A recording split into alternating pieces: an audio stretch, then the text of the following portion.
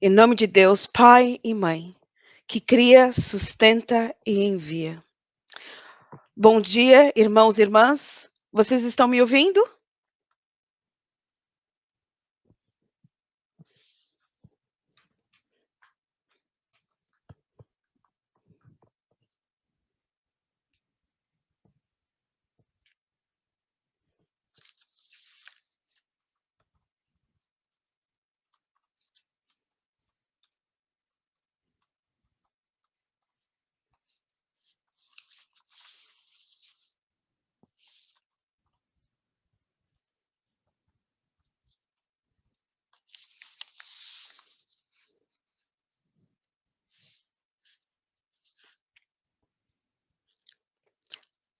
Vocês estão me ouvindo?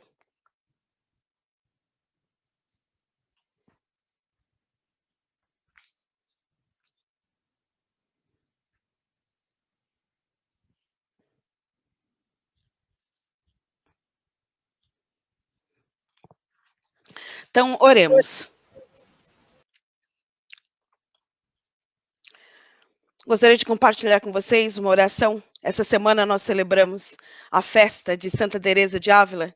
Então, gostaria de compartilhar com vocês uma oração escrita por ela que, que expressa o que nós estamos fazendo hoje aqui nessa grande festa. O Cristo não tem outro corpo senão o teu. Não tem outras mãos senão as tuas. Não tem outros pés senão os teus.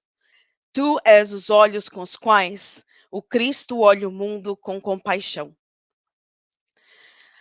Irmãos e irmãs, trago saudações da minha comunidade de St. Peter, St. Oswald, em Sheffield, norte da Inglaterra, e das minhas amigas cléricas da diocese. É um grande prazer, é uma honra estar aqui nessa sagração da nossa amiga e companheira de ministério, Magda. Magda, você gosta de se arriscar, me convidar para pregar é um grande risco. Mas, enfim, nós estamos aqui, o meu marido, Jonathan, está mandando um grande abraço para você também nesse dia. Então, hoje, a igreja está em festa, porque você, minha querida irmã, foi escolhida e é amada por Deus. E é Deus que te dá o sustento, a força, a sabedoria para exercer o teu ministério como bispo da Igreja de Deus na Diocese Anglicana do Paraná. Estou orgulhosa de você e orgulhosa da Igreja Episcopal Anglicana do Brasil.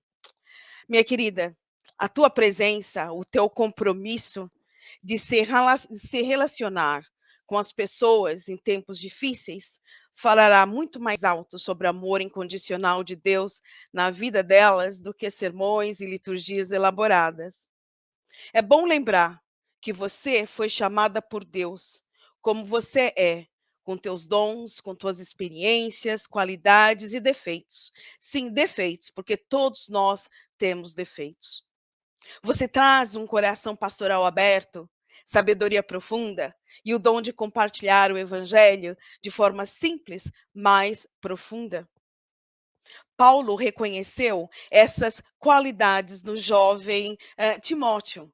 Quando a gente ouve falar de santos e santas do passado, a gente tem a impressão que eles eram super-humanos, super-heróis da nossa fé.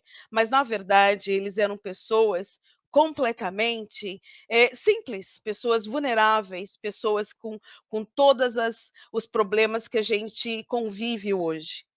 Timóteo tinha saúde fraca, era jovem e enfrentou vários desafios em seu ministério. Tinha defeitos como todo mundo, mas ele tinha o dom da liderança e do ensino, mas algumas pessoas o desprezaram porque era jovem. Mas ele nunca se deixou intimidar. Ele confrontou pessoas em Éfeso que estavam ensinando falsas doutrinas. Timóteo foi um líder que cuidava dos interesses do seu povo. Por isso, conquistou o respeito através de sua vida íntegra, fidelidade ao Evangelho. Então, minha querida, não se deixe intimidar. Seja você, simplesmente você. Você é única, mas deixe-se moldar por Deus. Irineu, bispo de Lyon, no século II, disse assim: não é você que molda Deus, é Deus quem te molda, porque você é a obra de Deus. Então, deixe-se moldar pela sabedoria divina, porque você, minha amiga, vai precisar de muita sabedoria. O trabalho episcopal é diverso e complexo. Um dos papéis de um bispo, de uma bispa, é de construir pontes entre a igreja e o mundo em que habitamos. Ser bispa, então, é ser pastora de todos os pastores e todas as pastoras. Isso significa manter um contato próximo com o clero e seus familiares. Você vai ter que ouvir o clero e os seus familiares, que não são imunes aos problemas que afligem o resto da humanidade, mas muitas vezes pretendem que são imunes, talvez por causa das expectativas que lhes são impostas, ou mesmo pelo medo de se mostrarem vulneráveis. A igreja é formada por pessoas vulneráveis, não por super-heróis ou super-heroínas. Bispos, bispas são evangelistas, mas acima de tudo, discípulos de Jesus, com uma sede de conhecimento. Espero que você, minha irmã, nunca perca a capacidade de aprender, de desenvolver novos saberes e conhecimentos. Bispos, bispas intercedem pelo clero, comunidades e pelo mundo. Minha irmã, nunca fique tão ocupada ou tão imersa na administração da igreja, nas estruturas da igreja, que você não possa reservar um tempo diário para a contemplação, para vigiar e orar. Nunca negligencie a sua família ou seus amigos e amigas. Tente encontrar um tempo para o chimarrão, para o café, para o café com amigos, amigas. E se tiver um bolinho de fubá e um bolinho de chocolate, melhor ainda. Com o bispo, minha querida, você terá que conviver com muitos desafios e frequentemente terá lugar de honra nas comunidades locais e na catedral. Mas não despreze as pessoas e lugares mais comuns, simples e escondidos, onde você encontrará o Cristo de maneiras extraordinárias.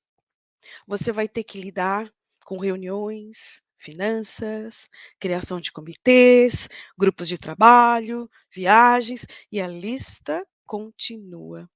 Mas não se esqueça que Jesus nunca formou comitês, grupos de trabalhos, nem organizou sínodos. Ele simplesmente encontrava as pessoas e as convidavam para segui-lo, não como estranhos, mas como amigos. Por isso eu acredito que bispas têm uma contribuição singular na liderança da igreja.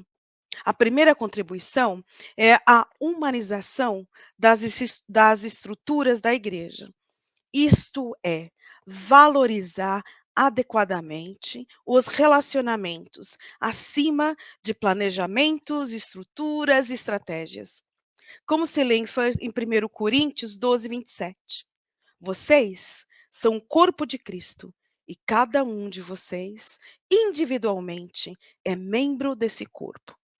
A segunda contribuição, a meu ver, é a subversão da hierarquia.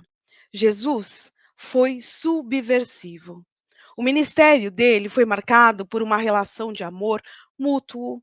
Jesus sempre colocou o bem-estar das pessoas acima das leis religiosas do seu tempo. Ninguém tem maior amor do que aquele que entrega a sua vida por seus amigos. Amar é entregar-se. E essa é a entrega que gera a verdadeira comunidade. Permanecer no amor é preservar, perseverar a proposta comunitária. Amor é serviço, não privilégio. A comunidade cristã, então, não é uma instituição, mas uma participação na vida e ministério de Jesus. Unida a Jesus, cada membro, cada um, é chamado a testemunhá-lo, colocando a comunidade em contínua expansão e crescimento. Então, o fruto da comunidade, que a comunidade é chamada a produzir, é o amor, a justiça e a paz. Então, eu defino um bom ministério não pelo número de projetos e planos e estratégias de uma comunidade, mas sim pela relação que aquela comunidade vai estabelecer uns com os outros. Pela relação que o ministro, que a ministra, que a bispa, o bispo vai estabelecer com os outros e as outras. Isso é vital para a vida da igreja. O teu episcopado, então, minha querida, vai depender muito da relação que você vai estabelecer com o clero e as comunidades, e vice-versa. Vai É uma relação de amizade, de carinho ou interdependência mútua? Como amiga tua, eu sei que você vai escolher a relação, o amor e o carinho. Jesus tratava dos seus discípulos, com seus discípulos como amigos, não como colegas de trabalho. Jesus não quer uma adesão de servos que obedecem a uma bispa ou um bispo, mas uma adesão mútua de amigos e amigas. A missão de uma comunidade, então, não nasce da obediência a uma lei ou um plano, mas sim do dom livre que participa com alegria da tarefa comum, que é testemunhar o amor incondicional de Deus que gera vida. E essa forma de se relacionar no mundo é radical, inclusiva e totalmente relacional. E é na Eucaristia que nós experimentamos esse novo jeito de ser no mundo. Ser cristão, ser cristã, então é viver em comunhão plena uns com os outros, umas com as outras. Na Eucaristia, e a gente está experimentando essa Eucaristia hoje, nós somos nós nos encontramos com filhos e filhas de Deus, com Deus que gera a vida, que nos cria, que nos ama como somos. Nós confessamos os nossos pecados e a omissão, do nosso trabalho no mundo. Nós então somos alimentados pela palavra, pelo sacramento. Nós então, somos enviados ao mundo para trabalhar, sem passar pelo cafezinho, né, a gente passa pelo café, somos alimentados pela presença de uns com os outros. Então, nós saímos, então a gente leva esse culto, essa celebração para fora do templo. Então, portanto, um dos desafios que eu vejo para os bispos, e muito especialmente pelas bispas, é o de recriar, reviver e concretizar essas relações de comunhão sacramental fora do templo, no escritório diocesano, nas reuniões sinodais, nas juntas paroquiais, na relação com o público e as comunidades. E isso é feito com paixão, com bondade, humildade, mansidão, paciência, humildade, suportando e perdoando umas às outras, uns aos outros. Minha irmã, seja relacional em sua liderança e ajuda-nos a fazer o mesmo. O segundo desafio é o de subverter. É, subversão. Paulo Freire, em seu artigo intitulado Papel da Igreja na América Latina, identificou 3 tipos de igreja, 3 modelos. O primeiro é aquele que a gente conhece, que é o tradicional, divorciada, da sociedade, né, com uma forte dicotomia entre o sagrado e o profano. A segunda é a silenciosa, que se alia à elite. E a terceira é a profética. E ser profeta é ser profética, é ser utópica, é ser esperançosa. é denunciar e anunciar. E isso é político. Eu não estou politizando a fé, eu estou contextualizando a nossa fé. Ser profeta, então, é anunciar e denunciar que apesar de uma situação de morte, de uma situação em que vivemos, num capitalismo, de exclusão, de que gera morte, anunciar um mundo diferente é político, é revolucionário. Nós estamos dizendo juntos hoje que é possível, que esse mundo é possível. E tal como o movimento de Jesus, a igreja que anuncia a justiça e a paz para todo mundo, é a igreja que abraça, que perdoa, que compartilha, que caminha. E isso tem riscos. O profetismo, não existe profetismo sem riscos. Então, o primeiro risco vai ser abrir as nossas portas, os nossos corações, os nossos braços e abraçar movimentos sociais, os movimentos comunitários, irmãos e irmãs de outras religiões, pessoas que não têm filiação religiosa.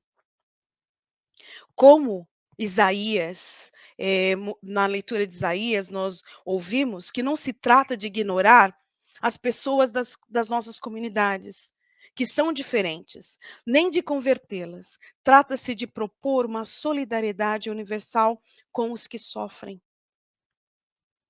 O Isaías coloca a missão do servo e da igreja, que é o de promulgar o direito de Deus, de anunciar a lei de Deus, a lei do amor e da solidariedade. Assim sendo, a igreja desempenha uma função educadora e transformadora, trabalhando para a restauração da dignidade humana e de toda a criação. E para isso, precisa subverter os valores atuais da sociedade. Precisamos, então, de uma igreja com a capacidade e a sabedoria de subverter os padrões de uma sociedade ordenada e controlada por uma elite poderosa, que restringe e limita os direitos e as normas culturais de crença e comportamento da maioria. Jesus compartilhou seu ministério e vida com pessoas simples, pessoas cuja própria existência perturbava as normas de crença e comportamento do seu tempo. Ele viveu e pregou o evangelho de inclusão radical, e isso perturbou a tradição da religião do seu tempo.